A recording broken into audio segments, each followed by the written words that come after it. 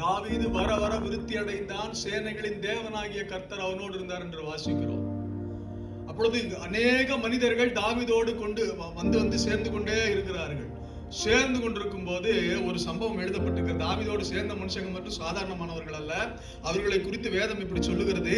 அங்கே 1 நாளாகமம் புஸ்தகம் 12வது அதிகாரம் 18வது வசனத்துல, அப்பொழுது அதிபதிகளுக்கு தலைவனான அமாசாயின் மேல் ஆவி இறங்கினதினால். எனக்கு கேட்க அருமையான தேவனுடைய பிள்ளைகளே, நம்மோடு சேர்றவங்க ஆவி இறங்கினவர்களா இருக்க வேண்டும். நம்ம சேர்றவங்க ஆவி இறங்கினவங்களா இருக்கணும்.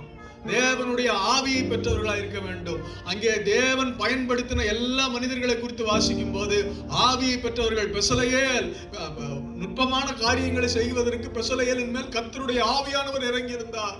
அங்கே ஸ்தேவானின் மேல கர்த்தருடைய ஆவியானவர் இறங்கி இருந்தார். இன்னைக்கு ஆவியை பெற்ற மனுஷர்கள் தேவை.